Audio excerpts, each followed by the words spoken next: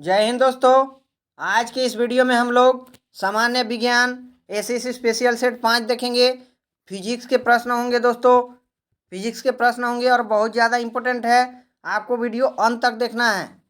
Planck नियतांक H की विमा समान है। किसके समान है? कोणीय संवेग, ऊर्जा के, संवेग के, इनमें से कोई नहीं। इस प्रश्न का राइट आंसर ये हो जाएगा कोणीय संवेग। प्लांक नियतांक एच की विमा समान होती है कोणीय संवेग की। चलते हैं प्रश्न 27 की ओर। प्रश्न 27 है, द्रव की बूंदे निम्नलिखित में से किसके कारण गोल होती है? बारिश की बूंदे कह दे क्वेश्चन में, या फिर द्रव की बूंदे कह दें। ये क्वेश्चन है। विस्कासित गलत है, वायुमंडलीय दाब भी गलत है, अल्प भार भी गलत है। पृष्ठ तनाव is the right answer of this question. ऐसा पृष्ठ तनाव के कारण होता है दोस्तों। पृष्ठ तनाव को अंग्रेजी में सरफेस टेंशन कहते हैं, सरफेस टेंशन कहते हैं। और इसी सरफेस टेंशन के कारण जो है, जो बारिश की बूंदे या द्रव की बूंदे हम कहेंगे, ये गोल आकार की हो जाती है। चलते हैं प्रश्न नंबर 28 की ओर। वीडियो आपको अंत तक देखना है दोस्तों, वीडियो अंत तक देखना है। वीडियो को शेयर करना है और वीडियो को लाइक करना है, और एक प्यारा सा कमेंट भी आपको करना है दोस्तों, ध्यान रखना है आपको।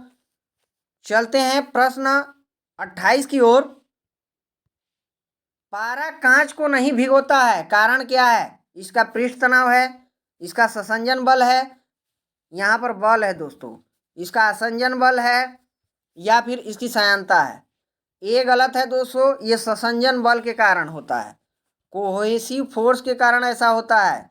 कोहेसिव फोर्स के कारण पारा कांच को नहीं भिगोता है। आप देखते हैं थर्मामीटर में, थर्मामीटर में जो है कि पारा ऊपर चढ़ता तो है, लेकिन कांच की सपाटी को वापस जब नीचे जाता है भिगोता नहीं है। यही संसंजन बल के कारण ऐसा होता है। बी प्रश्न का सही उत्तर है बिल्कुल। चलते हैं प्रश्न 29 की ओर। प्रश्न 29 है, पानी से ऊपर तक भरे एक मग में पानी के सतह पर एक बर्फ का टुकड़ा तैर रहा है। जब बर्फ का टुकड़ा पिघलेगा तब क्या होगा? यही प्रश्न है। पानी का स्तर घटेगा, बिल्कुल गलत है। पानी बाहर गिरेगा, ये भी बिल्कुल गलत है। बाहर कैसे गिरेगा दोस्तों? पानी का स्तर अपरिवर्तित रहेगा, यही बिल्कुल सही है प्रश्न का राइट आंसर। पानी छलक सकता है और नहीं छलक सकता, बिल्कुल गलत है दोस्तों। होता क्या है, जब पानी में बर्फ तैरता है तो बर्फ 1/10 भाग बर्फ का जो है, 1/10 भाग बर्फ का ये पानी के ऊपर तैरता है। बाकी 9/10 भाग जो है ये बर्फ का पानी के अंदर रहता है। ये भी क्वेश्चन आ सकता है, याद रखना। और इसी कारण जो ऐसा होता है दोस्तों, इसी कारण ऐसा होता है, पानी की जो है डेंसिटी बर्फ से ज़्यादा है दोस्तों, डेंसिटी बर्फ से ज़्यादा है। याद रखना इस बात का, बहुत ज़्यादा इंपॉर्टेंट वीडियो होने वाला है। चलते हैं प्रश्न की ओर 30 की ओर। किस तापमान पर जल का घनत्व अधिकतम होता है? ये प्रश्न है। अधिकतम जल का घनत्व 0 डिग्री पर। गलत हो गया, ये तो बर्फ बन जाएगा। 4 डिग्री सेंटीग्रेड बिल्कुल सही है। 4 डिग्री सेंटीग्रेड पर जल का घनत्व अधिक होता है। -4 डिग्री ये तो कहीं ना कहीं बर्फ ही होगा। और 0 डिग्री फ़ारेनहाइट भी गलत है। 4 डिग्री सेंटीग्रेड पर जो है जल का घनत्व अधिकतम होता है। प्रश्न का सही उत्तर है, आपको दिमाग में छाप लेना है। ऐसे प्रश्न एग्जाम में आएंगे ही आएंगे, सीधे सीधे क्वेश्चन चमकेगा, याद रखना इस बात का। वीडियो को बिल्कुल हल्के में मत लीजिएगा दोस्तों, वीडियो को हल्के में नहीं लेना है। प्रश्न 31 है, स्थिर पानी में मिट्टी का तेल डालने पर मच्छर कम हो जाते हैं। ऐसा होता है, रियल फैक्ट है, आप प्रयोग करके भी देख सकते हैं। ऐसा क्यों होता है? प्रजनन में बाधा डालता है, गलत है। मच्छर के लिए उच्च विष, गलत है ये भी। लार्वा के सांस में बाधा डालता है ये। जब तेल डालने के बाद तेल जो है पूरी सपाटी पर छितरा जाता है, पूरा सपाटी घेर लेता है, तो ऑक्सीजन के बीच में कनेक्शन जो है कहीं ना कहीं ये काट देता है, और ये लार्वा जो है सांस नहीं ले पाते हैं, जिसके कारण ये मर जाते हैं। इनकी स्पीड जो है कम हो जाती है, प्रजनन की भी स्पीड इनकी कम हो जाती है दोस्तों, सांस नहीं ले पाते हैं। और यही प्रश्न का राइट आंसर है। मच्छर को भगाता है, ये भी गलत है। प्रश्न का राइट आंसर सी है।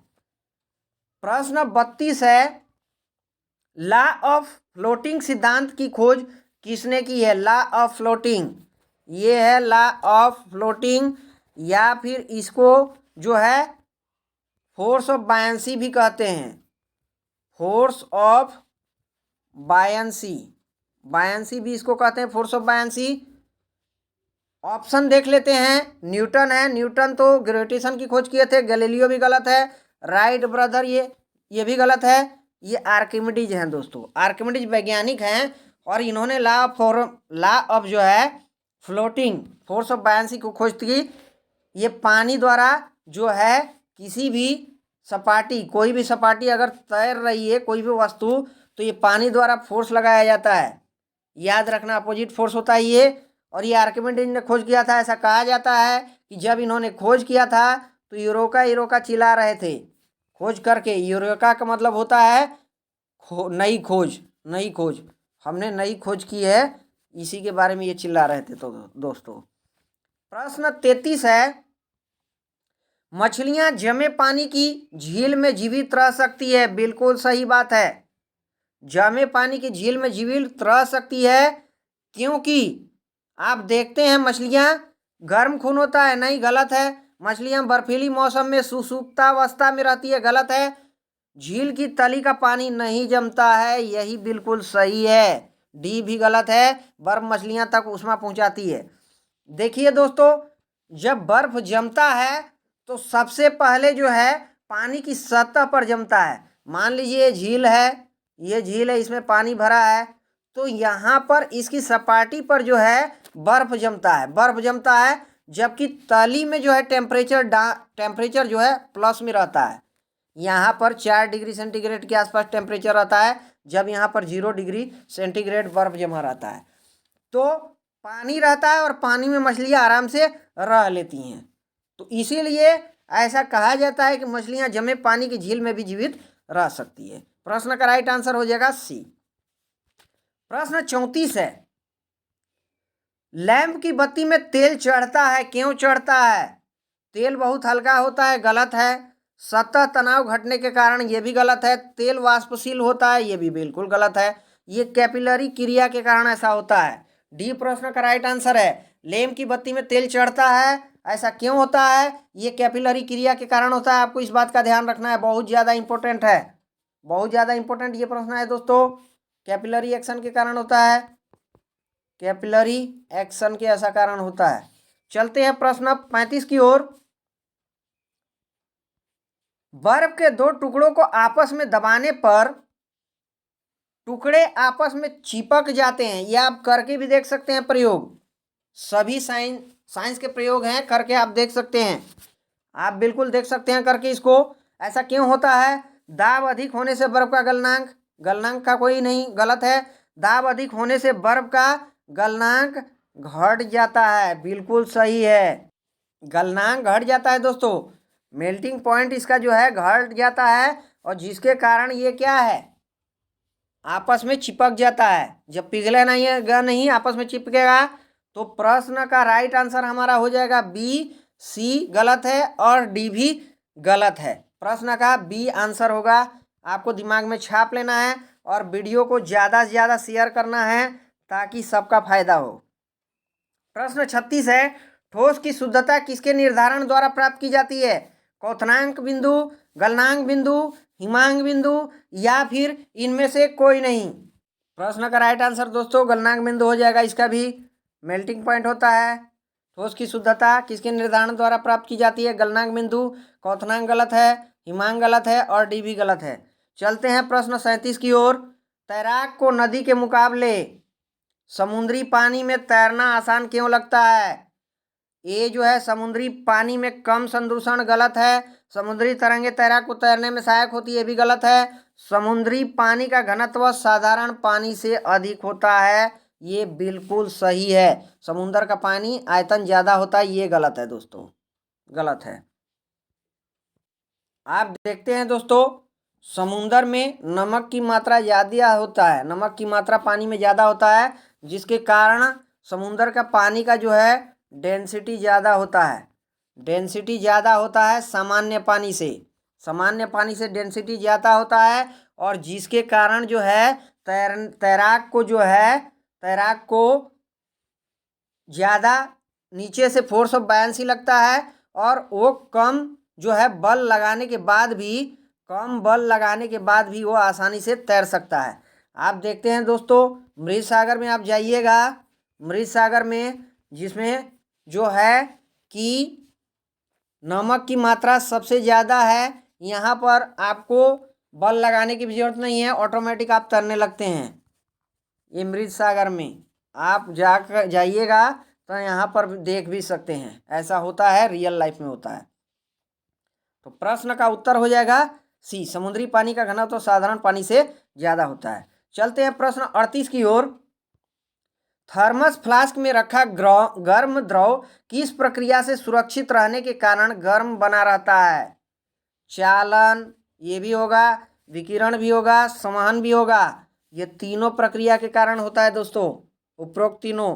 थर्मस फ्लास्क ऐसा वस्तु होता है जहाँ से कोई ना अंदर से एनर्जी निकलती है बाहर, और ना एनर्जी एंटर करती है, और तीनों प्रक्रियाएं वहाँ पर काम करती है। इसी कारण जो है पानी गर्म रहता है। पानी रखिए, कोई भी द्रव रखिए, चाय रखिए, दूध रखिए, गर्म का गर्म रहता है।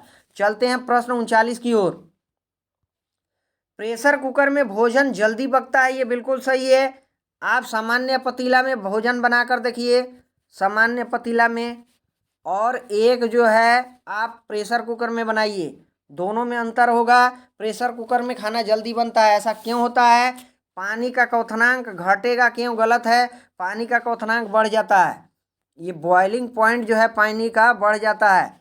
आप देखते हैं कि पानी 100 डिग्री सेंटीग्रेड पर उबलने लगता है पतीले में, परंतु जब इसी पानी को अगर हम प्रेशर कुकर में रखते हैं तो ये 100 डिग्री पर नहीं पिघलता है दोस्तों, सॉरी 100 डिग्री पर बॉयल नहीं होता है, इसका टेम्परेचर बॉइलिंग पॉइंट और बढ़ जाता है, इसीलिए ऐसा होता है। तो प्रश्न का राइट आंसर हमारा हो जाएगा पानी का क्वथनांक बढ़ जाता है, सी गलत है और डी भी गलत है। चलते हैं प्रश्न नंबर 40 की ओर। किसी झील की सतह का पानी बस जमने ही वाला है, झील के अध स्थल में जल का क्या तापमान होगा? दोस्तों अभी मैंने बताया था इस प्रश्न को, 0 डिग्री पे तो जम जाता है बर्फ, तो ये गलत है। 1 डिग्री भी गलत हो जाएगा, 2 डिग्री गलत है, 4 डिग्री प्रश्न का राइट आंसर है। जब पानी जमने वाला होता है तो तली में जो है झील के 4 डिग्री सेंटीग्रेड टेम्परेचर होता है, और मछलियाँ यहीं पर जा करके अपना निवास करती हैं, क्योंकि यहाँ पानी रहता है, बर्फ नहीं रहता है, बर्फ झील के सतह पर जमा रहता है। क्वेश्चन को आपको समझना है और ज़्यादा से ज़्यादा वीडियो को शेयर करना है ताकि सबका फायदा हो। चलते हैं अगले प्रश्न की ओर। 2 रेलों के मध्य जोड़ पर एक छोटा सा स्थान क्यों जोड़ा जाता है? आप देखते हैं पटरियां जो होती है तो ये जो कांस्टेंट नहीं होती है दोस्तों, कांस्टेंट नहीं होती है, जोड़ होता है। आप देखते हैं यहाँ पर दोस्तों, कोई भी आप पटरी रेल का देखिएगा तो इस प्रकार से होता है, इस प्रकार से यहाँ ज्वाइंट होता है, ये ज्वाइंट होता है, ये रेल की पटरी है, यहाँ पर ज्वाइंट होता है। ऐसा क्यों होता है ज्वाइंट? यही प्रश्न है हमारे से। ऑप्शन है क्योंकि ऐसे स्थान जोड़ने से कुछ लागत बचेगी, लागत बचाने का कोई मतलब नहीं है, गलत है। क्योंकि धातु गर्म करने पर फैलती है तथा ठंडी करने पर संकुचित होती है, यही प्रश्न का राइट आंसर है। आवश्यक गुरुत्व बल उत्पन्न करने, ये गलत है, इनमें से कोई नहीं गलत है। ऐसा दोस्तों आप देखते हैं कि गर्मी के दिन में जो है ये मेटल है, और मेटल की जो है धातु की प्रॉपर्टी क्या होती है, इसका आकार बढ़ता है, साइज बढ़ता है, तो रेल की पटरी जो है ये बढ़ जाती है, गर्मी के दिनों में ये बढ़ जाती है। जब यहाँ पर ज्वाइंट प्लेस होगा खाली, तो ये बढ़ के जो है यहाँ पर प्लेस खाली होता है, तो ये जगह ले लेता है बढ़ा हुआ। अगर ऐसा नहीं होगा तो ज़्यादा से ज़्यादा चांस एक्सीडेंट का भी बनेगा और किसी प्रकार से सुरक्षित नहीं होगा। तो प्रश्न का राइट आंसर हो जाएगा बी, क्योंकि धातु गर्म करने पर फैलती है और ठंडी करने पर संकुचित होती है। ठंडी के दिन में जो है वापस अपने स्थान पर आ जाती है, ये संकुचित हो जाती है, बिल्कुल सही है। चलते हैं प्रश्न 42 की ओर।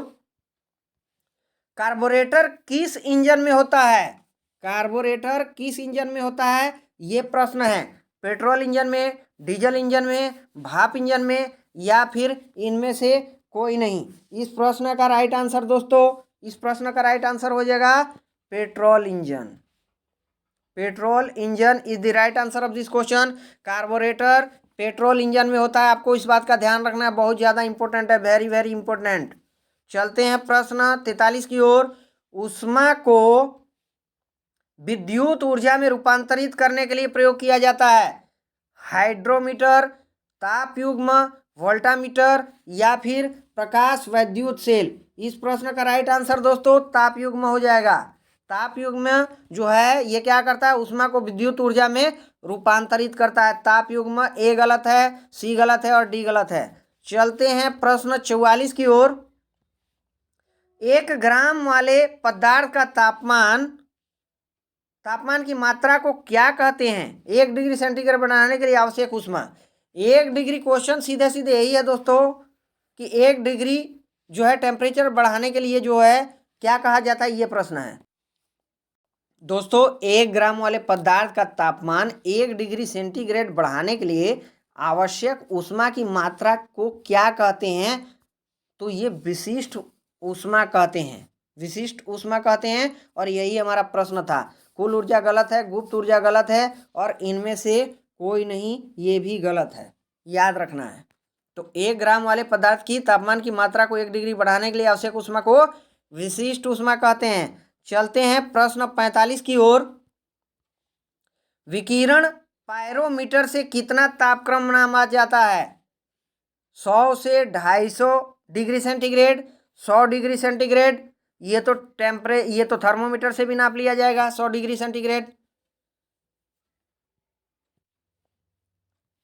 यहाँ पर देखिए दोस्तों, उसके बाद यहाँ पर जो ऑप्शन है ए है ये गलत है। ये 100 डिग्री भी गलत है, ये 250 से 500 डिग्री भी गलत है। ये 500 डिग्री से ऊपर होता है दोस्तों।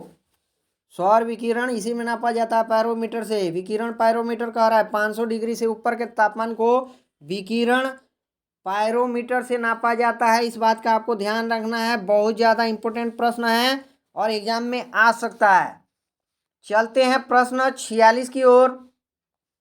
जब जल को 0 डिग्री से 100 डिग्री सेंटीग्रेड तक गर्म किया जाता है तो जल का आयतन क्या होता है? ये प्रश्न है।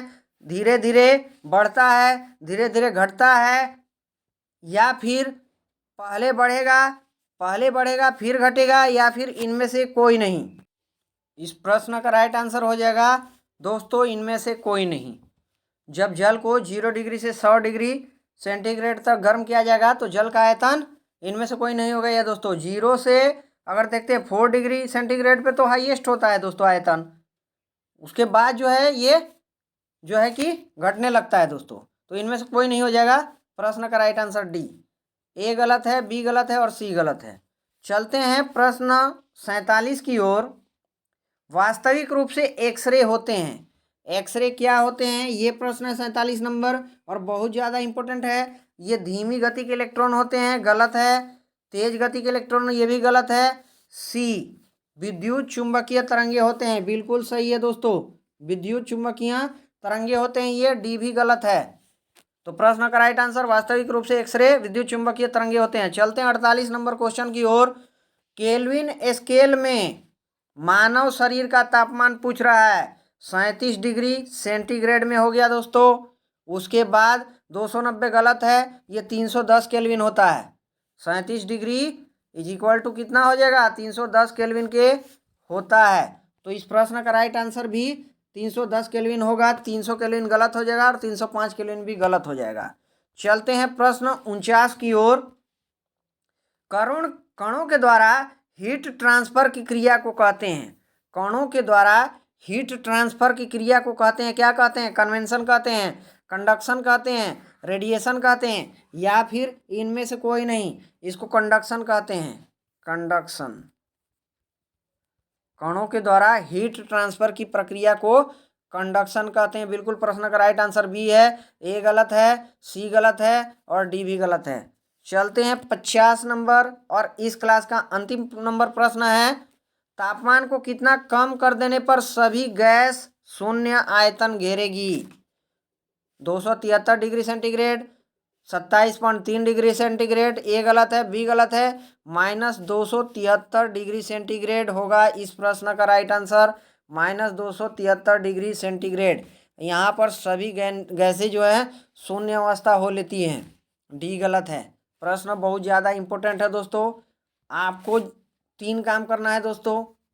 शेयर करना है आपको वीडियो को, लाइक करना है, अगर चैनल को सब्सक्राइब नहीं किए हैं तो सब्सक्राइब करना है, और एक प्यारा सा कमेंट भी आपको करना है। कमेंट भी करना है। तो चलते हैं दोस्तों। Thank you.